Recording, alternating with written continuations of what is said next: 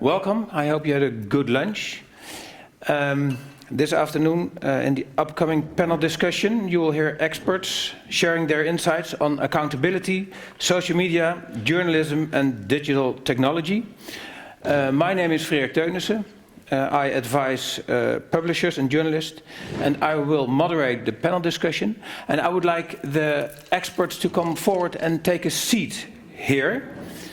That will be Andrew Tausig from the BBC, Nadia Govasikova of the German Marshall Fund of the US, Cyril Pereira of the Asia Sentinel, Oleg Volkos of the Media Plus Group, Charles Groenhuizen, he's a media expert, an America correspondent for the Dutch Evening News, amongst other things, Joel Castix of the Zero Abuse Project, Vincent Evers.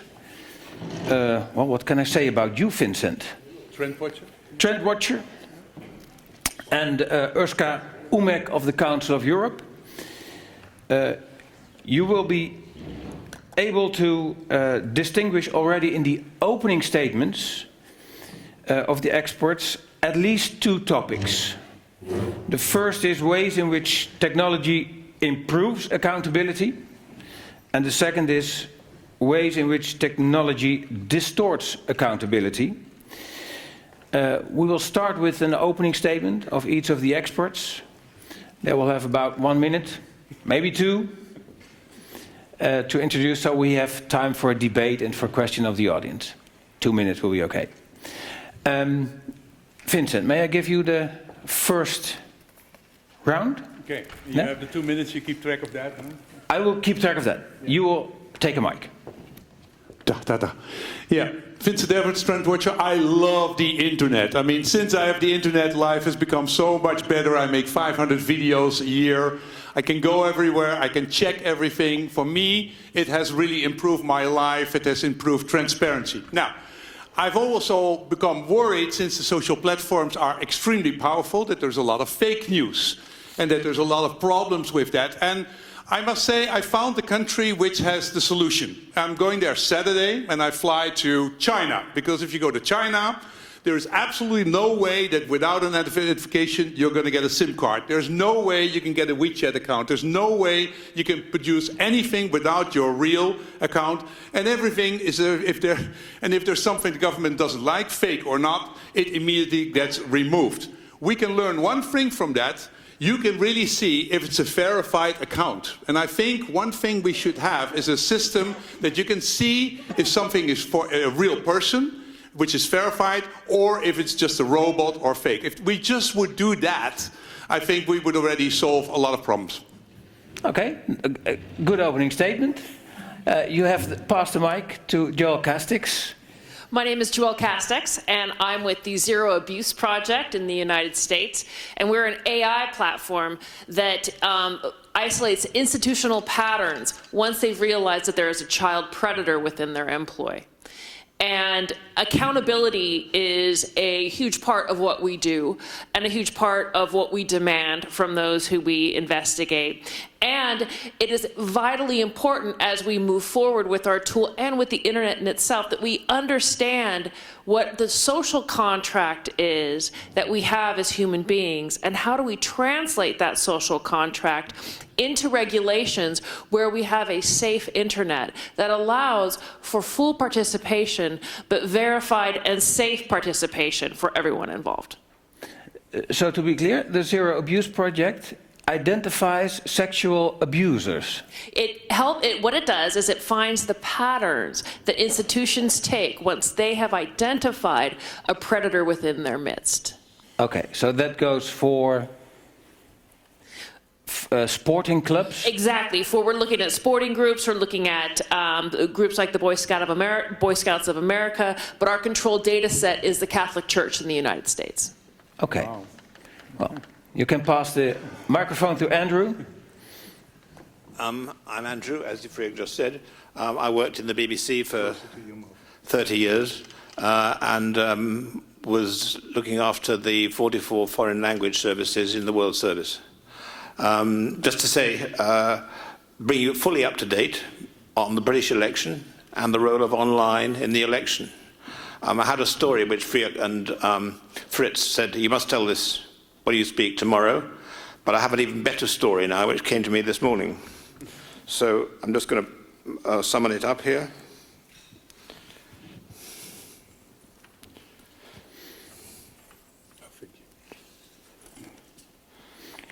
So a colleague sent me a thing saying this might be just useful for you. How a misleading story about the Liberal Democrat leader, that's the third party in the UK, Jo Swinson's husband, went viral. And it goes on, this is misleading politics stories go viral online all the time. The action gets particularly frantic during the election campaign. This is the story of how one tale involving Liberal Democrat leader Jo Swinson and her husband Duncan Hames became one of the most shared political stories in the first few days of the election battle.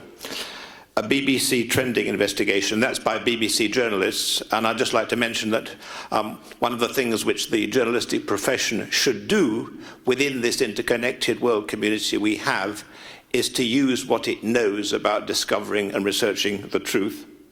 Multiple versions of the story exist, but the main essence of it is that the leader of the Liberal Democratic Party's husband works for an agency which I'm sure you know, an NGO called Transparency International. And Transparency International gets a lot of money from the European Commission. Therefore, the credibility of Jo Swinson as a political leader should be destroyed, because the only reason she's actually arguing for Britain to stay in Europe is because her money is going to come, will be reduced, and her family income will go down if Britain leaves the European Union. As you can see, that is not an entirely logical position to take, but there it is. So as the first person to speak in this lovely summit we're having, who has a journalistic label around his neck, if I can just say one thing, journalism has been defined in different ways by the Oxford English Dictionary. The first definition I came across was journalism is the job of collecting, writing and publishing news in newspapers and magazines and on television and radio. And I thought, what a terrible, terrible, terrible definition that is, because we're much better than that.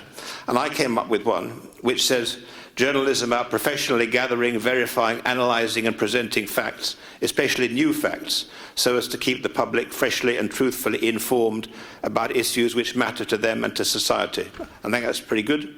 And what I'd like to suggest, what I'd like to suggest is that there may be some thoughts there about the nature of the regulation which we, as participants in the Hague Summit, should be looking for. And in fact, journalists are very heavily regulated, even though there is no such thing as a formal journalistic education. Anyone who works for the BBC has a code of principles and editorial guidelines, which they are contractually obliged to follow. Above that, you have the national regulator, Ofcom, and the privacy commissioner. And you also have international regulations, and you also say you have the European Convention of Human Rights and the Universal Declaration of Human Rights. And that as we look towards what we might recommend for regulation in the sphere that we're talking about, we're talking about something very different. It's quite proper that the BBC journalists or any other journalists should properly follow a detailed code. That's right. When we come to look at the internet, we're looking at two sorts of things, maybe three sorts of things. We're looking at the community of 2 billion. How do you sensibly regulate them? We're looking at the tech giants. And we might be looking at government agencies who claim the right to grab data from millions of people on the grounds of protecting national security.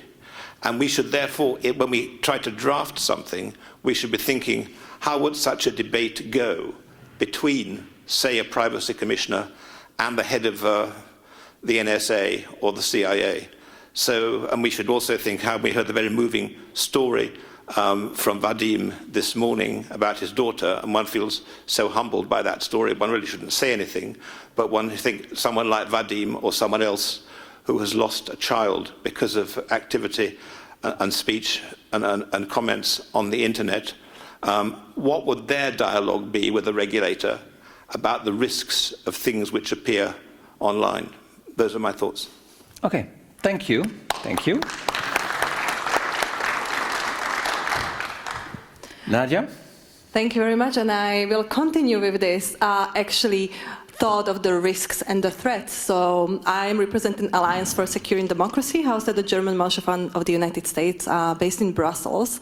And we help strategize, we help governments strategize against the threats coming from authoritarian regimes that are trying to undermine the democratic institutions, the processes, and we focus within our team in Europe on the democracies within the European Union, but also in the neighborhood, so the democratic transatlantic community. And one of the ways I think we should look at the accountability, when we define or discuss accountability, we have to also clarify what are we trying to achieve, what are our aims, why do we want to make the companies accountable, and based on what principles.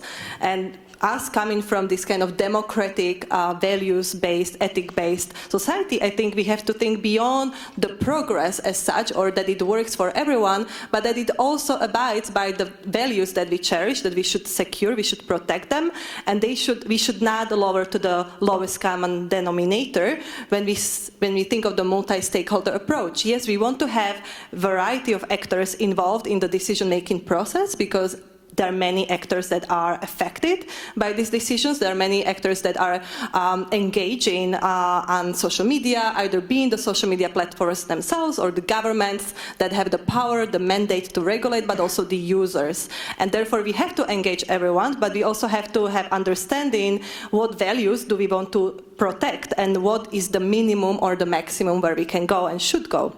So clarification on the aims, but also understanding that there are actors that play a role, have a responsibility, and should act.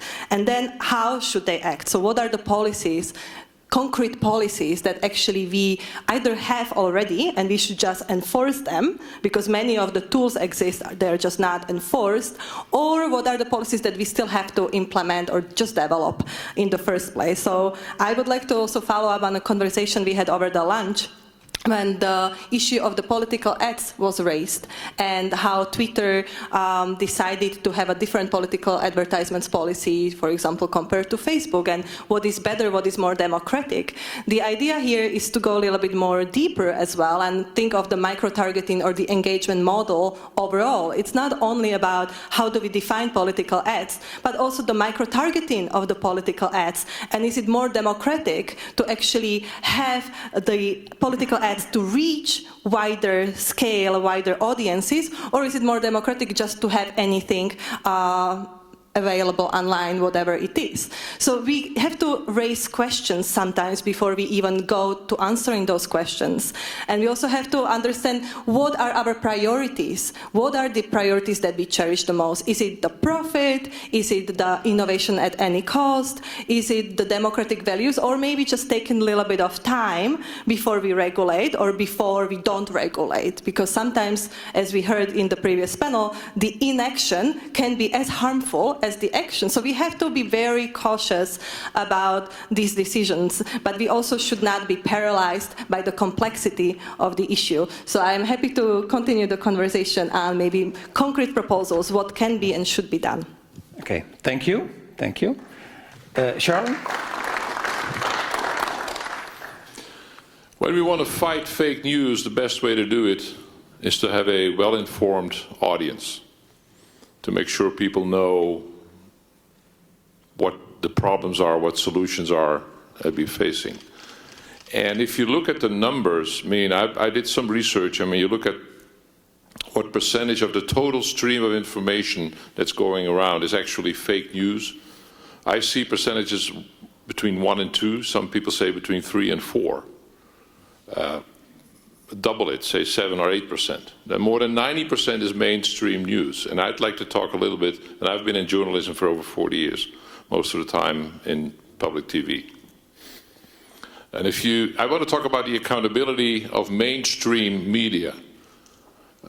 If you look at, there's one thing media never report on, which is whether they succeed in achieving their ultimate goal, inform people properly about the world around us. They talk about opinion. We have opinions about Trump, about Muslims, about immigration, about everything. But they rarely try to find out whether all the information they're putting out actually achieves their goal, which is a better informed audience. And those who do research that subject come to quite pessimistic conclusions. One project I really like, and some of you probably know it, is the perils of perception. Everybody know perils of perception? They put out a yearly report, and what they basically do is they take a number of subjects, some of them politically sensitive, like Islam, like immigration, and sometimes just diabetes. How many people have diabetes in your country? How often have people sex per week? The number of students from lower income families, whatever. And they ask people, make an estimate about the actual numbers. And every single time it turns out that people are totally wrong on almost every subject. And not only are they're wrong on the pessimistic side. When you ask about violence in the world or inequality, people are always more pessimistic than the facts would justify. The good Hans Rosling, some of you probably know him, with the book Factfulness, talks about it. I mean, he did a lot of research into this, and he asked audiences all the time about, what the world is like. And his conclusion is it's a devastating ignorance. And this is not about regular folks. No, this is an audience at World Bank, UN. He traveled the world. He passed away a couple of years ago. Max Roser, he's the founder of one of my favorite websites, Our World in Data. And you can look up almost every subject on Our World in Data, and you see the numbers and the facts and all the sources. And Max Roser said, most of us are wrong, Max Roser, most of us are wrong about how the world has changed, especially those who are pessimistic about the future. Imagine, those who are pessimistic are wrong more than the optimists want us. And that leads to political consequences, right?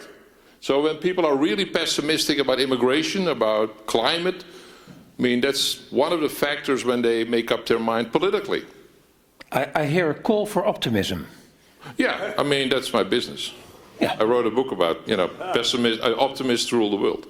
But the accountability on the part of mainstream media, we talk about accountability of, everybody except the mainstream media. And I would like to see more accountability on the part of the mainstream media, because they determine in 96% of the cases what's in your newspaper, on your website, or on TV. Okay, thank you. Thank you very much. Can I have the...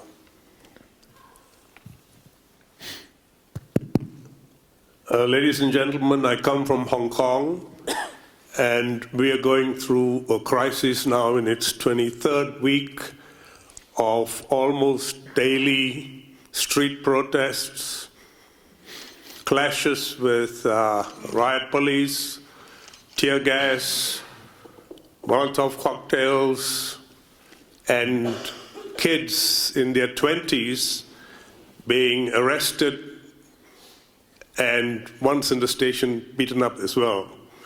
There are 3,000 of them now in prison, and these things are going on almost on a daily basis, and especially on weekends.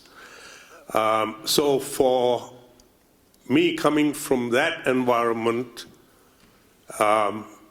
which is entirely surprising for Hong Kong, which has always been a very stable world city with sophistication and efficiencies. This subject is particularly relevant because the level of partisan use of social media on both sides is so extreme, so selective, with an overlay of government influence over what is going on and what is spread and what is. So I've come with 7 slides, and I'll go through them very quick. Okay, We start with whatever happened to journalism. Now, the news industry's business model over the last 2 decades has gone away from advertising to an online transformation that has entirely different rules. What a typical news organization did in its gatekeeping function in newspapers, in classical terms, is no longer applying online. The rules online are different. The pressures on editors online are to be getting traffic, and it's a devil's bargain. The aggregators say, hey, look, you can have news for free.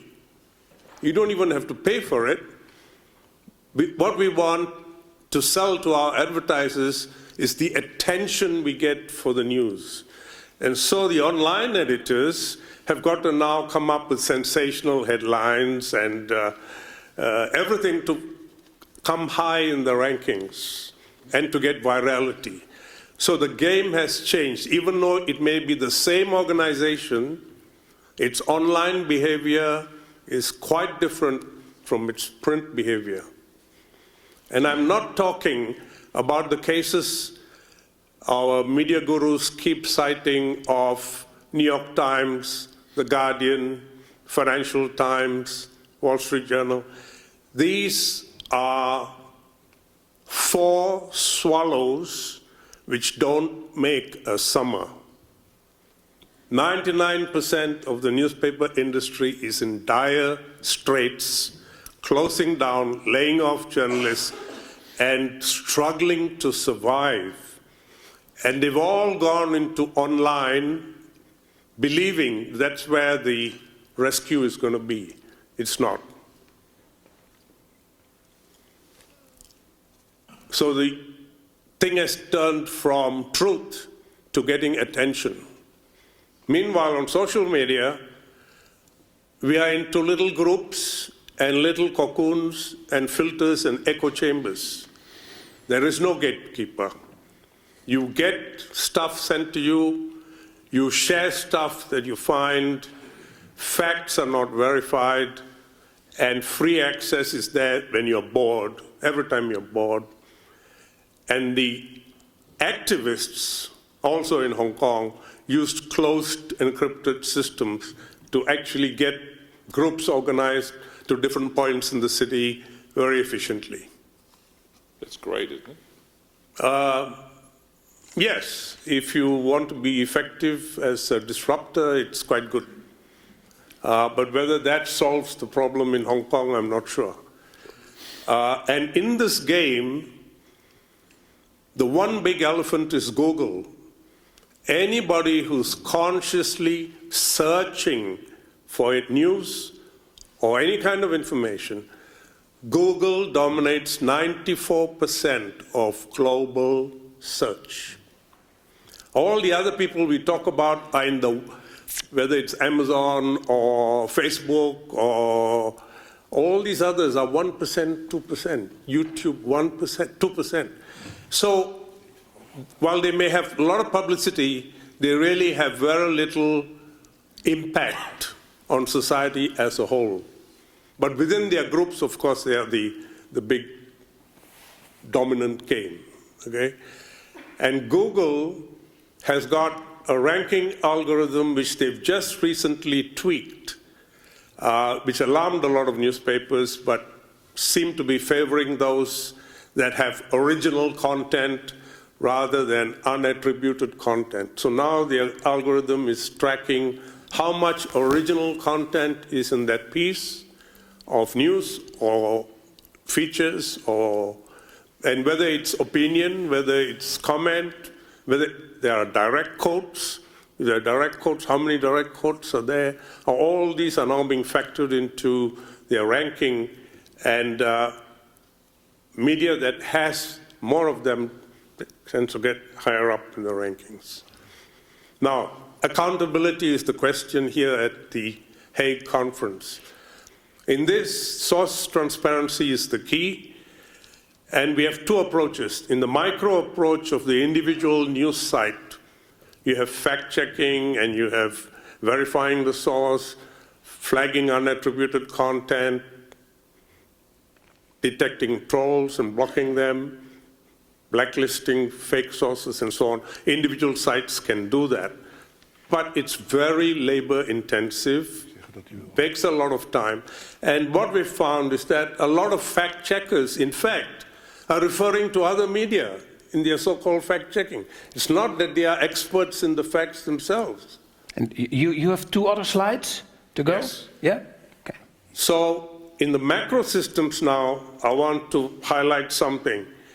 You have something called NewsGuard, which was introduced last year by Krovitz and Brill, and they use human intelligence and to verify this, and it's now being used by the browsers, Google, Microsoft, Firefox, and Safari. And Cyril, the may I- latest one at the end is Pressland, which logs the whole media chain. Who produces what sites are doing it. So every piece of content there will identify, and this is very new, so it's still like in a startup mode. And Google have also introduced a rating community of 10,000, but that is only for checking their AI is working okay or not. NewsGuard is very human-centric. They apply human intelligence because Silicon Valley's AI has failed to solve the misinformation, disinformation problem. Okay. Yeah? Thank you. Great. Thank you. We go to Urska. Yes. Hello. Good afternoon, everyone.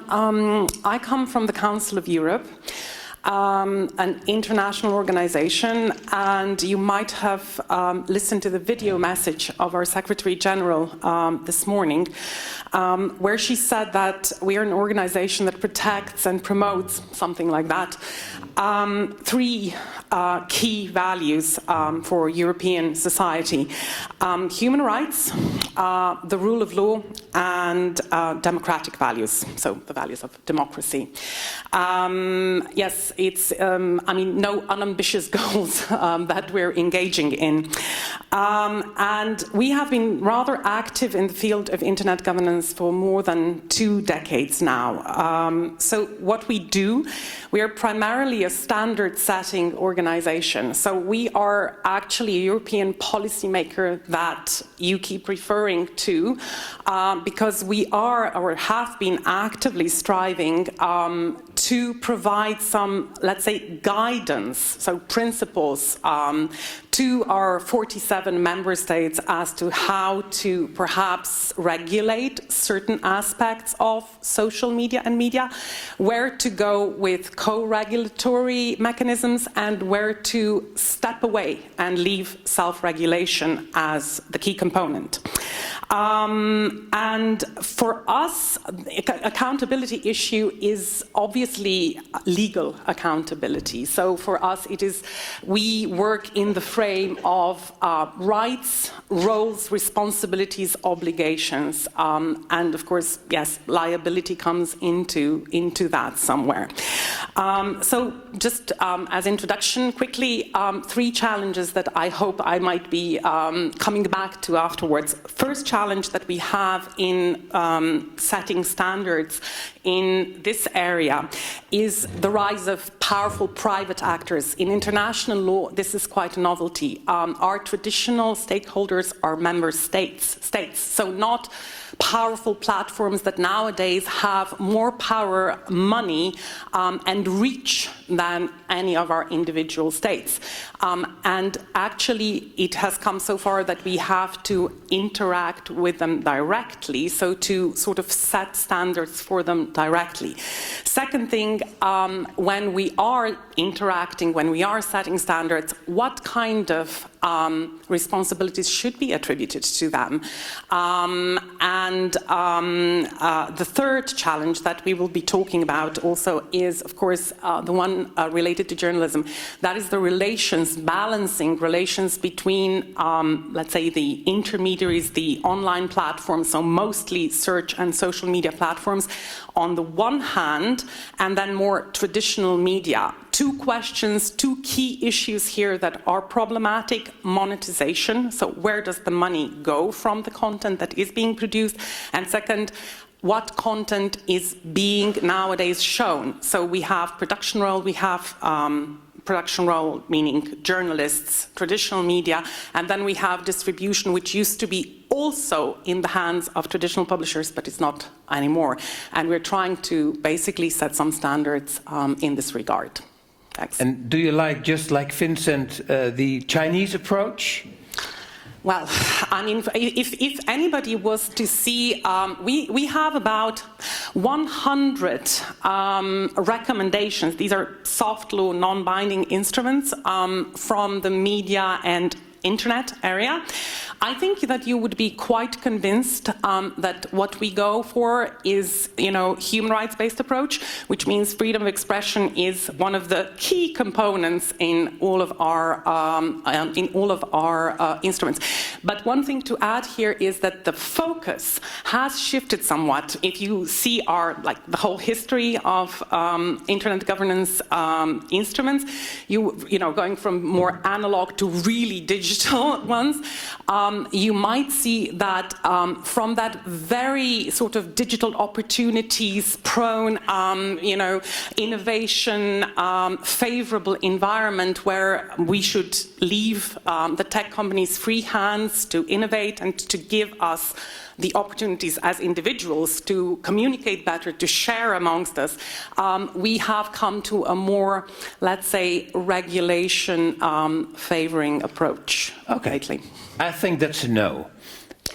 It is a no. It is yes. a no. Okay, yes. It's a no. We go to Oleg. Thank you. Thank you.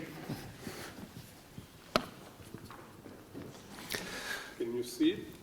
18,200 people committed suicide in my country last year. It's scaring statistics. It's almost the same how many people died in the traffic accidents. And we as a top 3 advertising groups in Europe cannot just stay and look at these numbers. We start to analyze what's happening in the media environment and what's happening actually in our country. And of course, the government trying to do best to keep these people and to save their lives. But all past instruments like call centers, yes, there are a few of them, but it's definitely doesn't work because, again, statistics quite scaring. The 1,500 calls the call centers received from the people who explain they're committing suicide, but we're having almost 3,800 cases per month. And how people communicate their intention, what they said before, we just did find in the social medias, where is the 10,000 posts with the content or with the mentioning of the suicides was registered just in the June of 2019. Only 1 month, 10,000 people in the Russian social medias was put deposits with the intention to commit the suicide. 10,000 people. And yes, of course, we are the biggest territory in the world. We have 100 million users of the internet. But here you can find the numbers also, how this audience was break down by different social medias.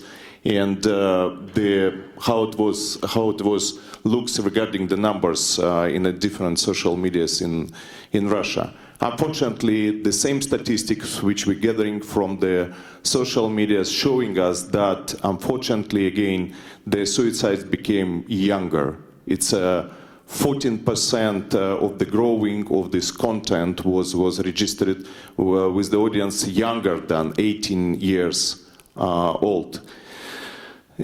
My team was really, deeply and emotionally involved in this project. That's why, sorry to show it to you, but these people just committed the suicide. But before to do that, they made the posts with this intention.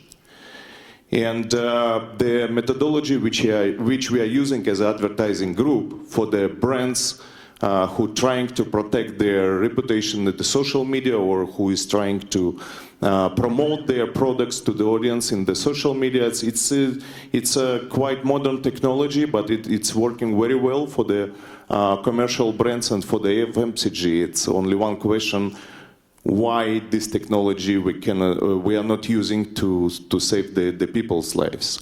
And actually, the conclusion of this quite big analytic reports, it's about that we should communicate to them. We should be there when people explaining their intention to change their lives or to do some serious decisions. We have to be there, we have to communicate with them. We can provide them with the links to the Not Alone platform, which definitely will help them to survive. And that it's about accountability of media and of government as well to do the actions to save the people's lives. Thank you. Okay. And you said it in a small sentence, but how does this improve accountability in Russia? Can you explain that a little bit?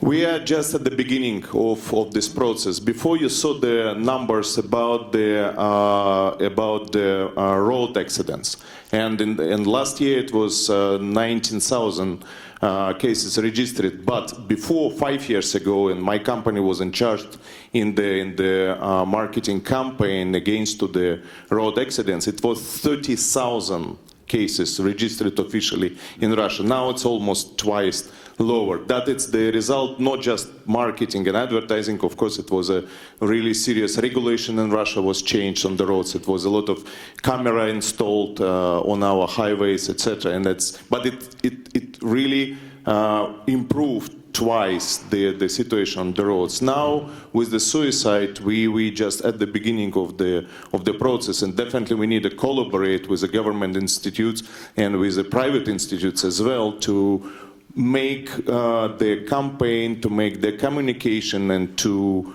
save these guys who is just posting on the Facebook that life is dark and I don't want to live anymore. So we have to be there, and I do believe that it will be really good, improvement, and the metrics will be developed as well.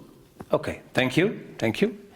I will discuss first of all how digital technology and journalism and news improves accountability. And first of all, I would like to give you the microphone, Joël. You have a zero abuse project. You register or monitor how institutions react to individuals.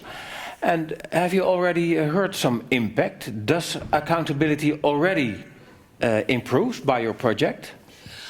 We have not hit our MVP yet, our minimum viable product. We expect to do that by the end of the month. And just knowing that a tool like ours exists improves accountability in institutions that are youth-serving organizations.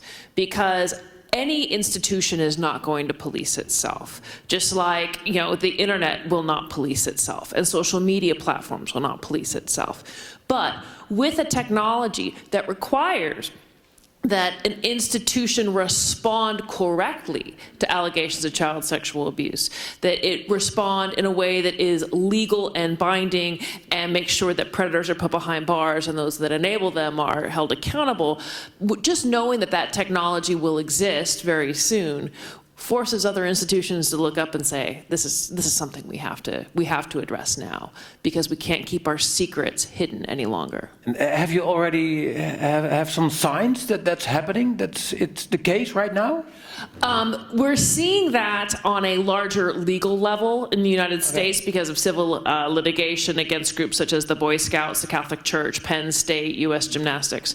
But our technology is still somewhat under the radar as far as what its capabilities are. But the insurance industry has really picked up on it because they have seen that if you can prevent child sexual abuse in the beginning, you don't have to pay out when it's time to pick up the pieces. And so the more that we can protect kids from abuse in the first place by keeping our institutions free of predators and those who cover up for them, the more that we can ensure safety in our later generations. Okay. So if I say that digital technology improves accountability, are we all in favor of that statement, or is it? Can you? Sorry, you need a microphone. It's hard to keep people accountable who want to stay under the radar. That's why we need projects like yours. But you know, on average, yes, there's a lot of accountability. I mean, on an individual level, I'm quite active on Twitter when I make a mistake. I mean, I get criticized a lot. I mean, that's opinion. But sometimes I do make a mistake, I mean, a wrong name or a spelling error or something. And within 30 seconds, I get corrected. I mean, that's my accountability on an individual level. And regular and legitimate sources on the internet, I mean, they are very accountable for what they do because they're under the microscope all the time. More than, your daily newspaper 50, 60 years ago. I grew up in a bubble. I'm from a Catholic background in a small village in north of Holland. That was the ultimate bubble without any accountability. And a lot of Catholic fake news, I'll tell you. There's no accountability. There's a lot of accountability now. When newspapers, news sites make mistakes, I mean, they are held accountable immediately. And not only by the idiots or, the conspiracy thinkers, I mean, but by regular folks who say, you make a mistake or I disagree. Yeah, it's very accountable. Those who want to stay under the radar, that's very hard. That's why we need you. Yeah. And isn't it then the case that journalism gets better because it's held accountable all the time on the internet? Yeah, in a way, it's better in the sense, the amount of information you can get and the various, angles you can get on, whatever, impeachment or climate or whatever. Yes, I think the quality is better. I mean, I'm quite critical of mainstream media, as I said before. But yes, the amount of information. If I compare it with my upbringing when I was 15, 16 in a small town in the north of Holland, I mean, the amount of information my children in their mid-20s, the amount of and quality of information they get now is so much better. Their perspective on life and the world is so much better and broader than what I had. Absolutely. Huge improvement. I think I agree with Vincent, your first remarks about the internet. It's a blessing. It's a big blessing with some cautious warnings. Okay. But how then is it possible, Cyril, that in Hong Kong, journalism is not working as you stated? Let me rephrase the question. Is journalism in Hong Kong? Is it vibrant? Is it sliding downhill or is it improving? You have to look at it at two levels. At the level of content, it's hugely vibrant, and it has a whole spectrum from right wing to left wing to middle of the road. Very well argued, well presented, sophisticated, etc. In terms of the financial sustainability, even the big players in print are, like the rest of the world, losing audiences, losing advertising revenues, and trying very hard to survive. The dinosaurs. Yeah. That's the print industry. I mean, that's sad but true. But in terms of new initiatives, for example, like the data journalism, which I do now the last 3.5 years with China Daily, which is probably the least likely candidate you would have imagined to do it. But China Daily Hong Kong, I convinced the boss, look, if you want to serve this society, Hong Kong edition, let's look at the problems of the society that seem to fester and never get solved, budget season after budget season.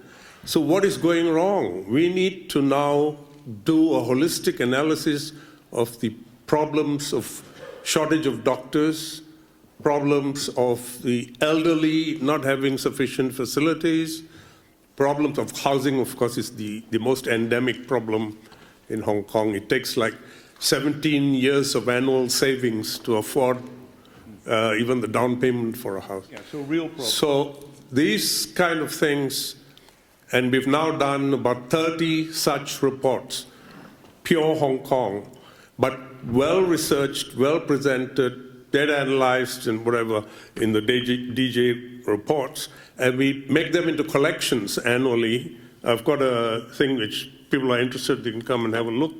We assemble them into collections like this. People like it. And this is targeted. Journalism, data-driven journalism. This is, this is targeted at the policy elite of Hong Kong. Yeah. This is distributed to the Legislative Council, political parties, the academics in the universities who do all this research, NGOs, corporate chairmen and people. It's a small community. I mean, 7 million people, you know.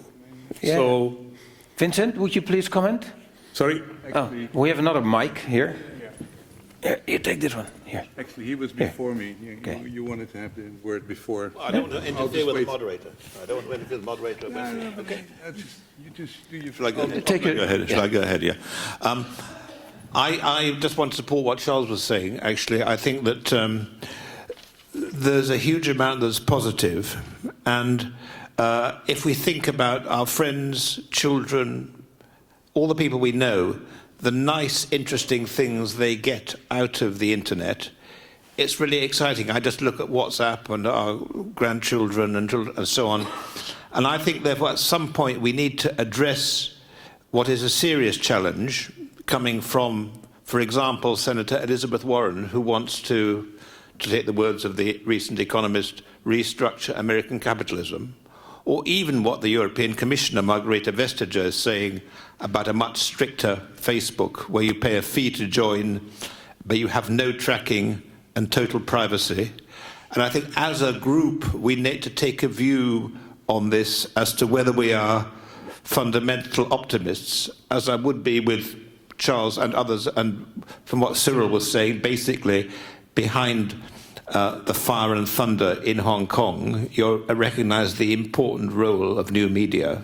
And indeed, the way the students are keeping up their cause, I think it's a fantastic tribute to those students to have the courage to do it when you think what's coming out of the mouth of Xi Jinping in Beijing.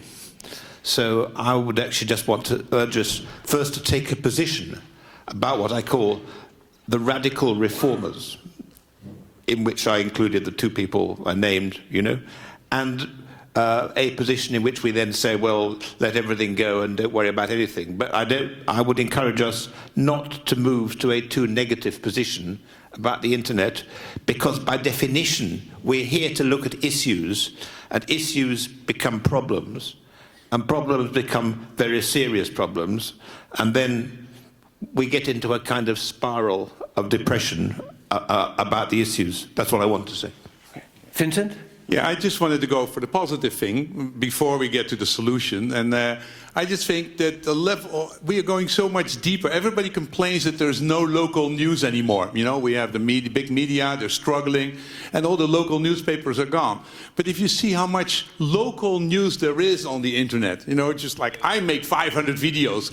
Every time I go somewhere, I make a video, and maybe 1,000 or 10,000 people are watching. It's only a small amount, but it really gives me a voice, and there's a lot of voice. There's much more detailed information and news than ever before, and it's wonderful. And we can all do it, because before we had like 5,000 journalists in Holland, 5,000, and that was most of them at television and a couple.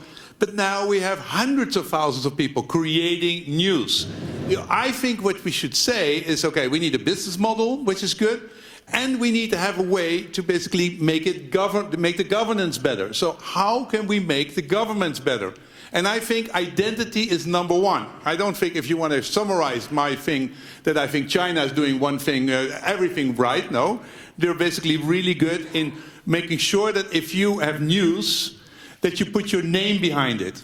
And that anonymous news, which is really, that sucks. If people write all kinds of things about other people and it's not true and you cannot verify it, you need to have verifiable news. Not only with journalists from the BBC who have God and his mother to answer to, but also if I make a post on Facebook and I say something which is outrageous, I should know that it's really me. So you've been really good in having the complexity of our society, and of our governance system. But we have a huge digital platform, and we need a couple of basic rules. If you want news, if you want to produce news and a statement, you should have your real name behind it, or you should say, I do it anonymous. But then it's really clear that you do it anonymous. So you're a great fan of Bellingcat? Yeah. Bellingcat. Okay. Well, you want to comment? Yeah.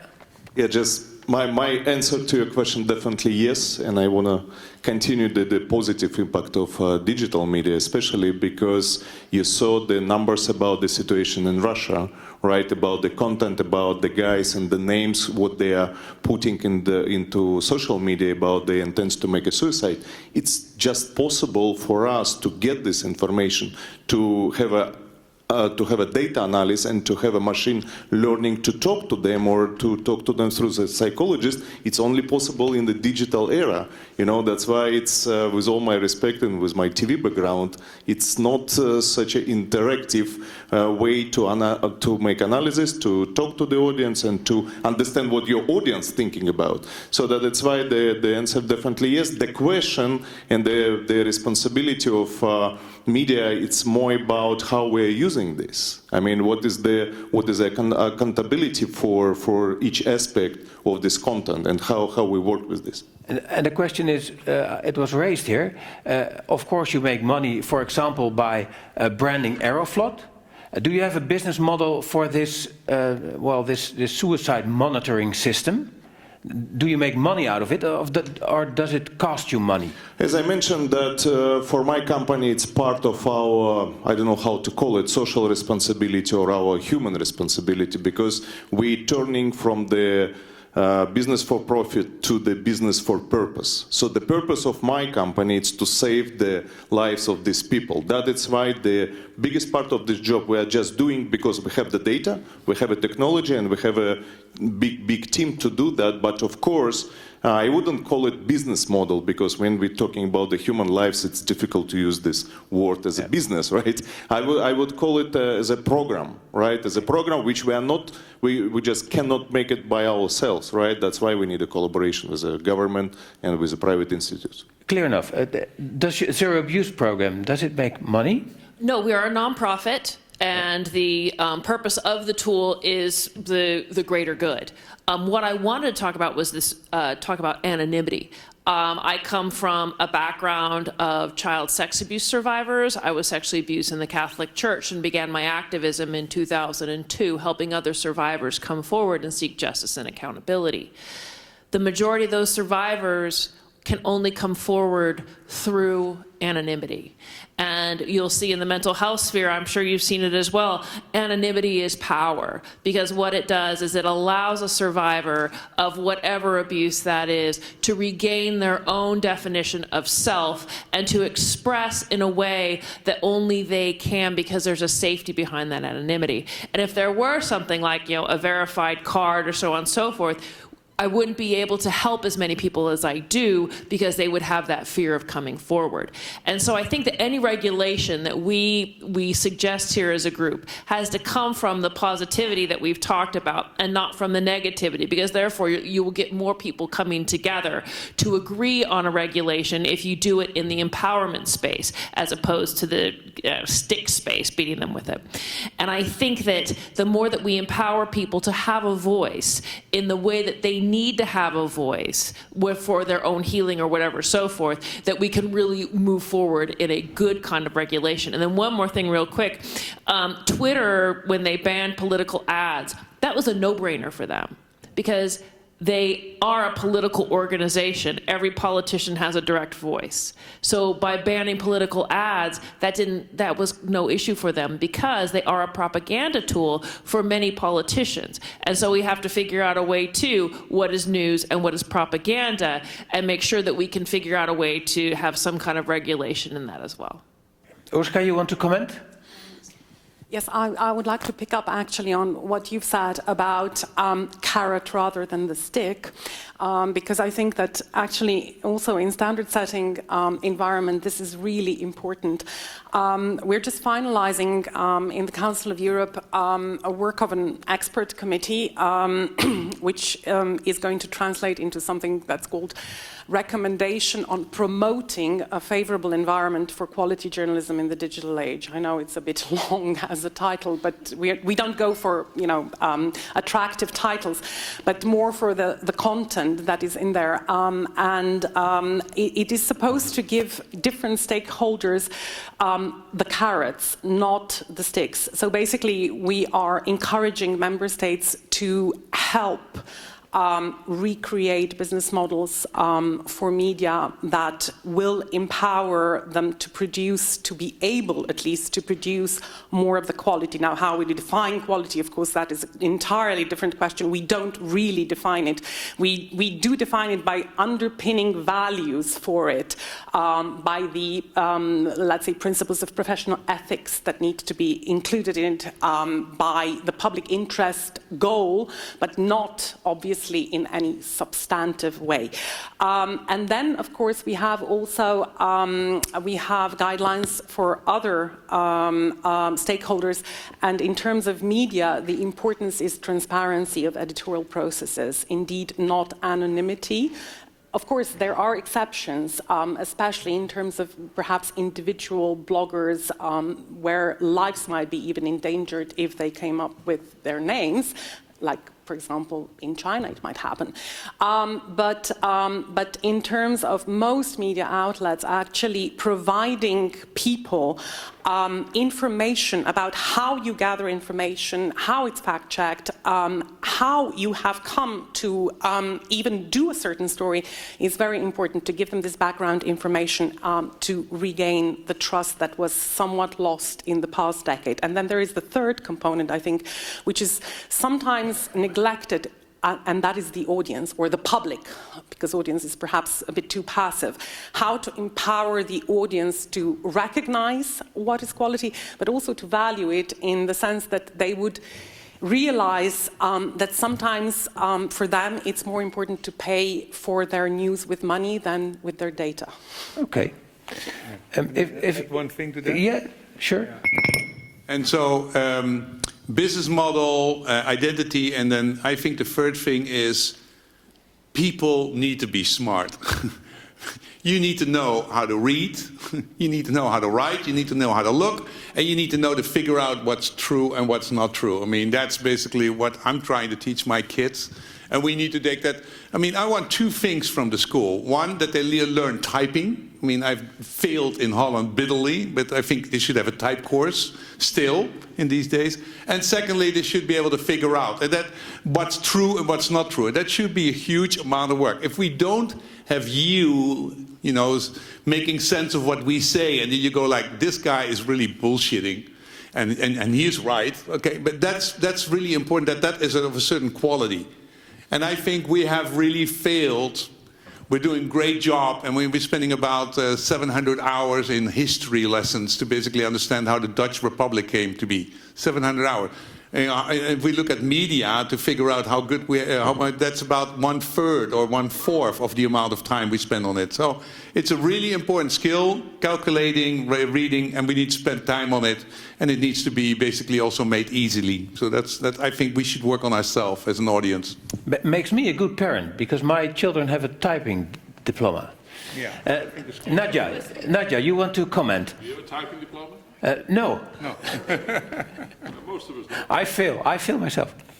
Yes, a lot of good ideas or interesting ideas.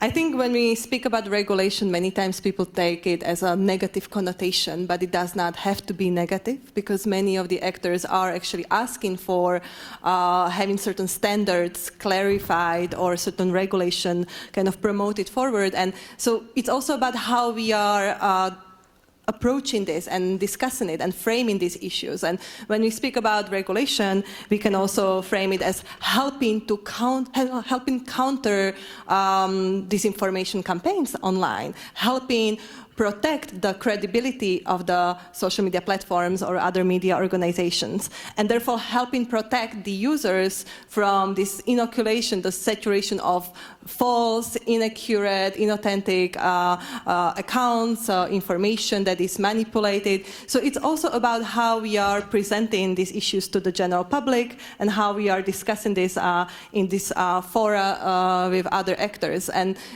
we also have to have our own understanding of what are we trying to achieve, what are the values, but also thinking of how we help others to orientate themselves within the environment, being it the legislative environment, being it information that is, there is a beauty of internet, that there is a lot of information available, but it's not always good information, it's not always quality information, so there is some of it, but we know from the research that actually this information is much quickly spread, it's much more widely spread, and then the quality information or the factual evidence-based information. So we also have certain knowledge and data that we have to act upon, and we cannot just take it as for given that technology is good in general and we benefit from it, because some people benefit, others are actually threatened by some of it.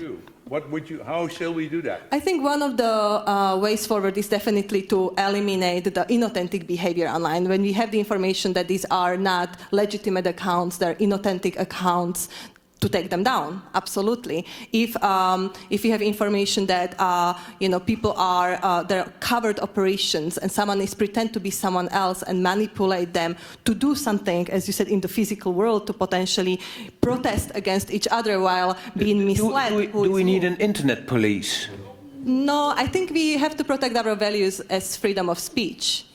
But we have to also understand that, if we have the tools to identify, let's say, the inauthentic accounts that are not doing anything good and are trying to manipulate the information in a way that we have evidence that it's just totally provably wrong. Yeah. Who should decide? Who should make that rule? Oh, we should. I think there are many actors. So when we say we have to also be clear who we have in mind. It's not only, us here, obviously. It's the governments in cooperation with the companies, in cooperation with the researchers. So one of the issues that I do think has to be definitely handled is understanding the context. So, for example, some of the social media platforms, they have a lot of information that is not being shared with the independent researchers. And that is also one of the results of the Code of Practice on Disinformation. One of the assessments is that there is still a lack of sharing of important information for everyone else to understand the context of how many accounts that are inauthentic actually exist and how many of them were taken down and how many of them are still there, what is the methodology of that. This is not public, this is not shared at all, and this should be something that we should encourage in order to make better decisions if we decide to regulate. Now, just Charles Groenhuizen went berserk when I talked about internet police, so please explain. Yeah, well, in general, I would say, I would be reluctant with coming up with all kinds of rules and regulations, except for things like you guys working on, like sexual abuse. In general, there's a clear role for government. In punishing people who do this awful stuff. But in general, look at Facebook and Twitter. I'm a believer in market forces. A couple of months ago, we were talking to my daughter, she's 25, and we're talking about Facebook. And then she's like, Facebook, that's something for you and your friends, Mom. I mean, market forces will, make them adjust to what their customers want. And eventually, I'm not sure whether Facebook is still around 10 years from now, or Twitter. I'm not sure. Probably some new players in the market. So I would be very reluctant. First of all, I mean, governments are always running behind what's happening in the marketplace. And secondly, I mean, these companies have a huge interest in satisfying what their customers and public opinion wants, and they change rapidly. If you compare Facebook and Twitter and Google with 5 or 6 or 10 years ago when it comes to these kind of issues, I mean, they're working their ass off to get it better. Otherwise, they're not surviving. The market won't let these companies survive if they don't adjust to to the things we're discussing this afternoon. Okay, now this is almost becoming an optimistic panel. I would like to go... No, I don't like it. I like it more when it's pessimistic and dark and when there are problems. So my question... Media. You mean media? Yeah, media. It's about conflict, about arguments. Good news. Now, good news is no news, yeah. You stated it in your book Life from 1996 it is. My question is, what is the biggest threat to accountability now with digital technology and journalism? What is the biggest threat, according to you, Andrew? Well, I saw some statistics that there were 600 attacks, 600 cyber attacks in the UK last year. And the statistics, maybe. And the main culprits, it is said, I don't wish to get into international politics, but they were governments that you might expect to be accused of these things.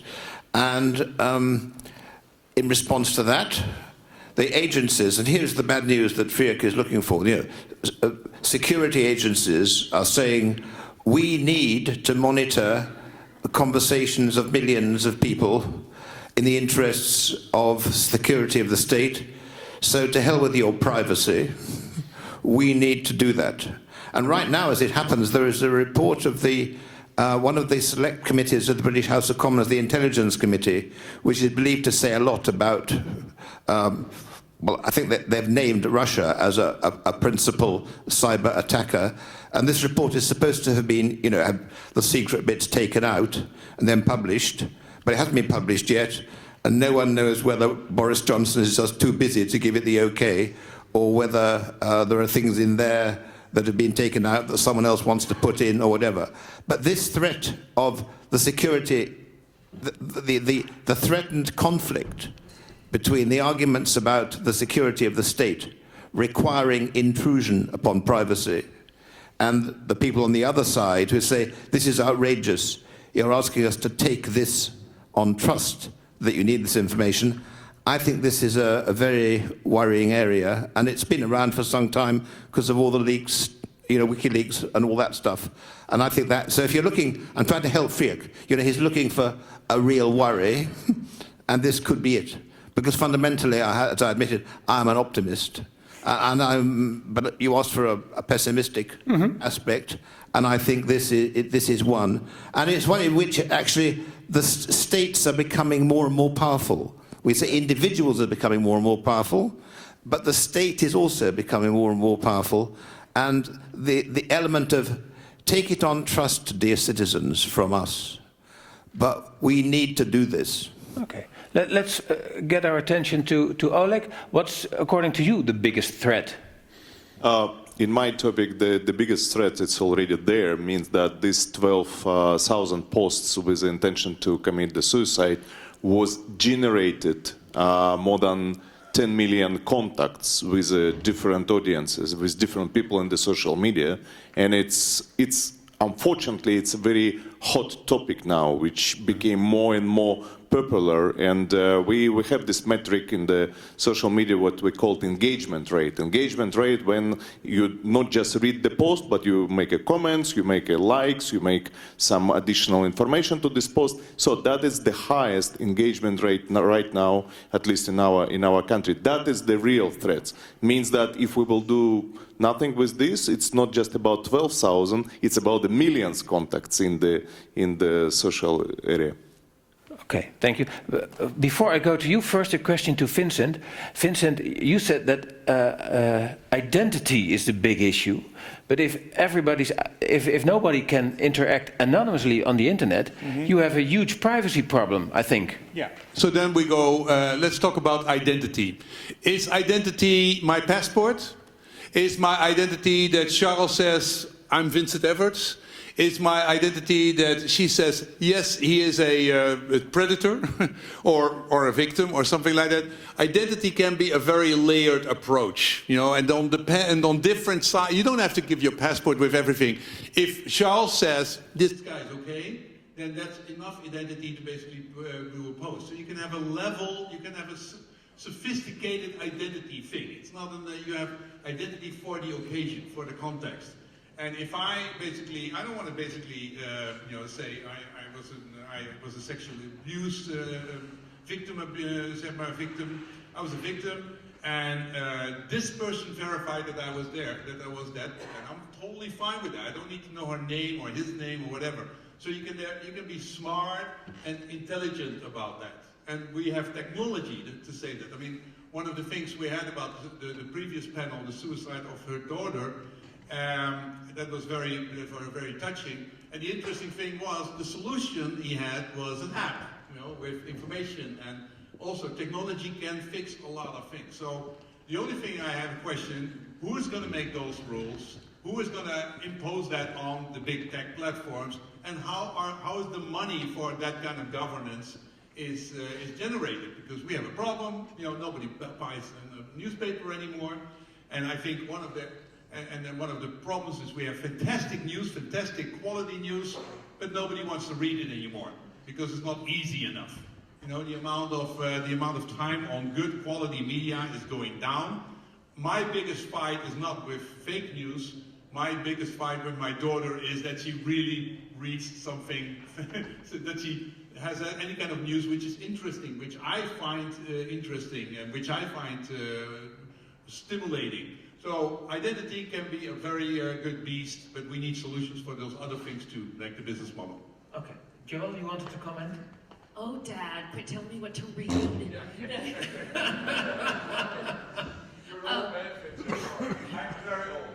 But I think that going off of what your statement, I think that one of the biggest threats to journalism has also been one of the biggest booms, and that is the clickbait idea, the eyeballs on an article. Because since we've moved away from the subscription model, and people can read a full scope of ideas in a single newspaper, now they click on a single article that appeals to them, and then they are targeted for continual articles along that same vein.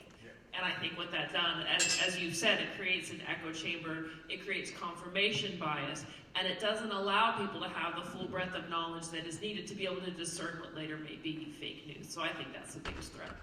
Okay, thank you. Can I say one little thing?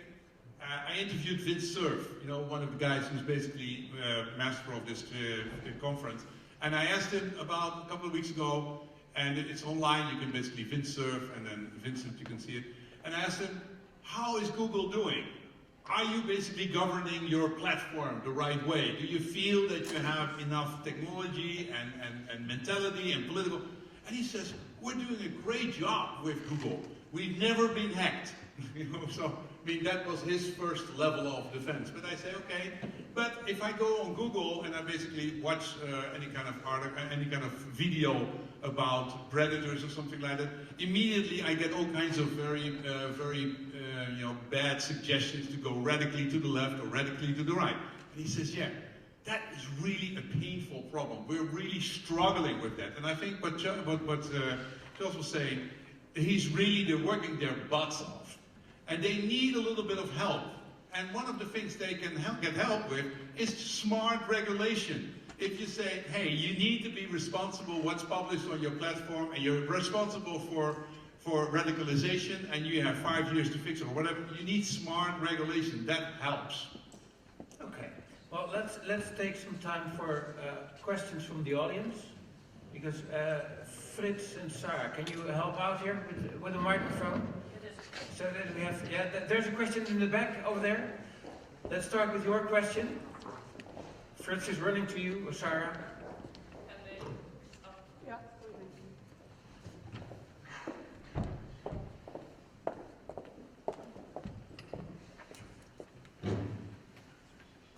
Good afternoon, sir. My name is Sharon. I'm from the Diplomat TV, and I'm also international journalist. Regarding all of your discussion a while ago are informative, but yet I just wanted to remind everyone that law and act are totally different. As a journalist, we always said that every country has a freedom of speech. Then I put up back the law and the act. Act means that this is go through the legislative, and law, this is enacted by the jurisdiction of the country. For us as a journalist, as an investigative journalist, we always said, okay, we do for the, I'm a pro-digital person. I'm a pro updated for internet and everything, which is I voice out whatever I wanted to say and investigate on a proper topic and a proper things. But for us, there is still no freedom of speech for every country. There is no law protecting us. And then that's one of our still concern until now. My question, sir, since we're looking for a solution or a possible recommendation for accountability in a digital age, my question to all the panelists right now is, which instrument of media accountability are currently prevailing in the various journalism culture around the globe, and how can their mode of operation be assessed? Another question I have is, what are the particular problems and challenges they are facing, and which possible strategies can help to overcome their challenges? Okay, that's 4 questions in one question. Okay, for the one question. I will, no, it's okay. But who wants to comment? Yeah, Cyril? If you're a journalist, you are in an industry where all your colleagues are facing exactly the same issues. Your editors and your publishers and everything. So we need macro solutions, not each one sitting in your little huddle trying to figure it out. And I have presented the macro solutions currently available, very new, 1-year-old NewsGuard, which is already being adopted by browsers, the news aggregators and everybody, like Google and Bing and everybody. So it is, I believe it's free to the user. You can sign up to NewsGuard. One of its founders is Gordon Krovitz, who was publisher of the Asian Wall Street Journal in Hong Kong. He was stationed there for 3 or 4 years. He knows the Philippines and other Asian countries very well. So if you go to NewsGuard and find out how you could participate on their platform, and they would be doing country by country. I don't know how they fund that, but they are doing country by country. They have already done the elections in Europe, France, Italy, and Germany, because there was so much third-party fake news and trolls operating there, and they were very strongly established there. The industry doesn't seem to be very well briefed on it, but you could find out more and find a macro solution that works for all journalists and publications in your country. NewsGuard. Next question. In the back over there. Sir? Thank you. I'm going to ask this question to the entire panel. I'm Joe Dunn, University of California School of Law. Came a long way with Joel. Also worked with the Zero Abuse Project. I want to pose, at least from my perspective, a very difficult question to each of the panelists, and I'm not sure there's an answer. Then that's the problem in mature democracies, not the emerging democracies, where I actually agree the internet is a critical tool. to that emerging technology. But in mature democracies, I'll take my own country, the US, we have a different problem, and that is willful ignorance, number one, on the internet, and then coupled with willful indifference. What I mean by that, I'm going to use a very simple example. In US politics, everybody around the world know there was a great debate of whether Barack Obama was born in the United States. He was. It was proven time again. Probably 35% of voters today in the United States think Barack Obama was not born in the United States. It's willful ignorance. There's been lots of transparency on the issue, but a flat refusal of a significant portion of the population in a mature democracy. Now, taking it to a more serious level beyond that one, we can all come up with examples.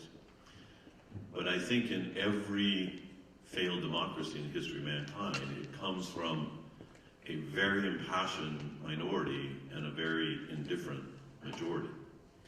And so if we just take a laissez-faire approach to the internet, we're going to see that dynamic, I think, in the history of political science, play itself out in mature democracies around the world. Sadly, from my perspective, we're seeing the early stages of it in the US. I'll let our European counterparts comment on their respective countries. So if we don't take more affirmative action, I respectfully disagree with the individual from the Council here in Europe, I actually think we need to add a stick to the carrot, because I can't imagine, I served as a senator, state senator for almost 10 years. There was never an example where a pure carrot worked in regulatory world, at least not in the US. What's the stick? Say again? What's the stick? Well, I would take a very aggressive answer to that question, and whether it be financial penalties, criminal penalties, depriving one of a business license, the threat of those things. And the question is, Clear it up. do we need a stick? Do we need a stick? Because, that's correct, because of the fundamental threat to mature democracies. Okay. Correct. You made a statement that we need a stick, so is there someone here that says, no stick? No. Yeah, you have something that, well. First of all, perhaps to start with the question of willful ignorance and indifference, I think that this is something that cannot be answered strictly by lawyers. We would need probably involvement of psychologists as well, because people can have all the information, but the problem is that they do act on preconceived beliefs and emotions a lot of the time, not on facts. That is why we are in the situation where we are. So, but I would come back to the question of carrot and sticks. I was before talking about empowering journalism, which is not, of course, journalism, first of all, is embedded in self-regulation. So what we try to achieve in terms of giving them actual possibilities for empowerment is not so much to act with knee-jerk reactions to the problem of, let's say, disinformation campaigns, etc., etc. First of all, because they are not solely responsible, but also because they are regulated already. They have regulation, actually, in press, quite heavy regulation. Where we lack regulation, and there is where our sticks also come forward, is with social media and with search platforms that are not regulated. Now, coming back to that, as I said initially, there are also questions that are raised in our documents about the relationship between these, let's say, distributors of content and producers of content. And the stick is not always in fining them, but sometimes it is in some sort of redistribution mechanisms. That would be one part, monetization. Second part, of course, would be what one of you was talking about, which is oversight or a lack thereof. Because I think you were saying about the code of disinformation, code of practice on disinformation, that we don't have data. what is it exactly that they are taking down? How are they taking down? What sort of accounts they're closing? We don't know that. Now, if you think about it, what they're doing is essentially closing down someone's freedom of expression, which used to be prerogative of states, but there we have judicial control, and we've had it as a tradition. So we don't have that yet in social media, and that is one of the sticks that we're thinking about, not perhaps so much in terms of restructuring the whole capitalist model that they're built on, but definitely in terms of some sort of oversight. Now, that may not be judicial for the sheer scale of information and accounts on the internet, but that does not mean that we cannot have some meaningful self-regulation, and there are initiatives. That's what I think several of us are actually saying. There are already initiatives. NewsGuard is one initiative, Journalism Trust Initiative is another initiative in Europe that will do approximately the same thing.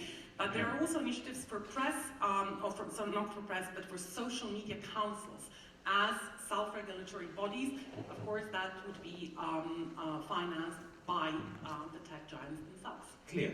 Vincent. Yeah, I wanted to add one thing next to those solutions. We're going to have a nice carrot, and it's going to be very interesting. The United States, we're looking at it from Europe, and we're always surprised and amazed. And of course, Trump has 5,000 lies, documented lies on the Washington Post. A nice count, or maybe it's 9,000. 13,000. I'm so behind. I'm really sorry. I didn't look for a couple of weeks. 13,000 lies.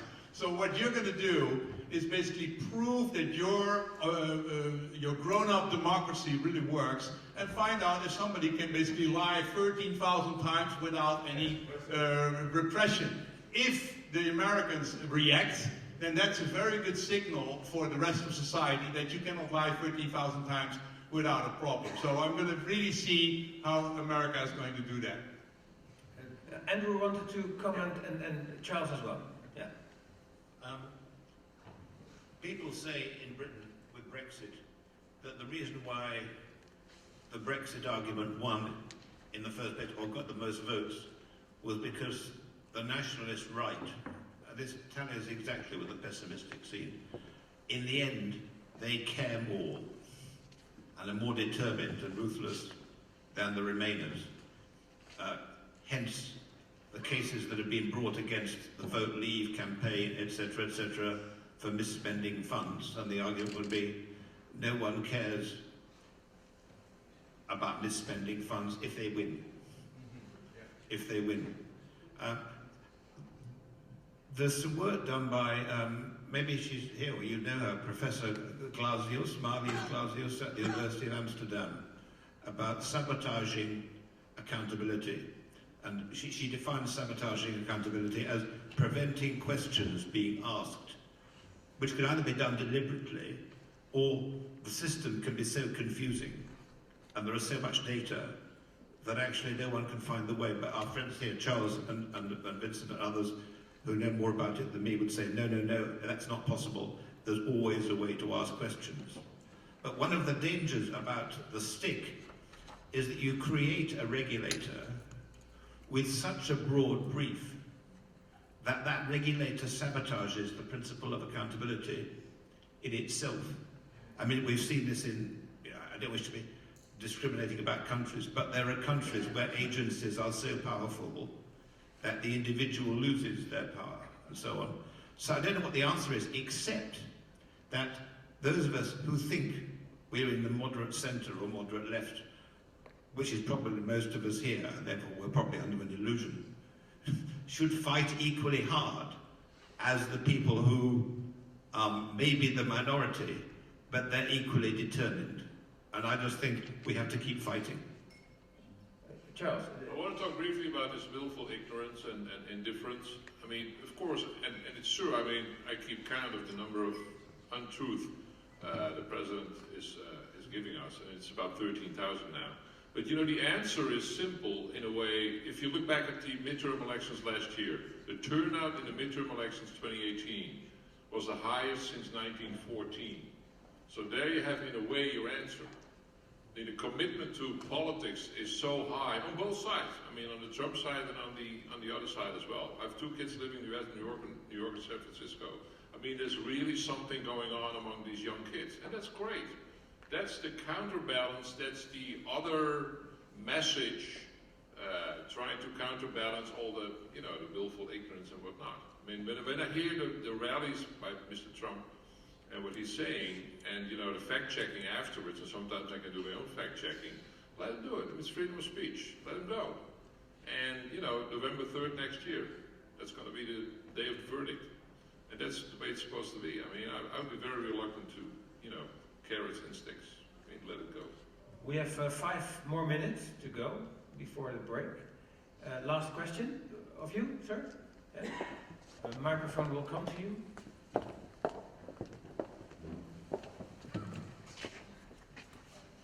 Good afternoon. My name is Otari. I'm a student again, but I'm affiliated also with the Research Center at NYU Abu Dhabi.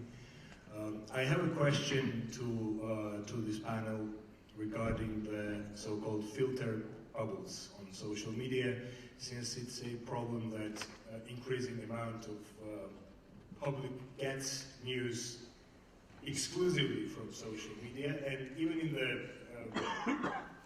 the most ideal scenario where we do not have fake news and if we have all the mechanism of compliance and enforcement, we still cannot guarantee, even technologically, who gets what kind of news. I mean, media, even the traditional sources, sometimes and very often, even in the West, it is being polarized. So if we assume that public gets news exclusively from social media, we still have this big problem of algorithmic independence.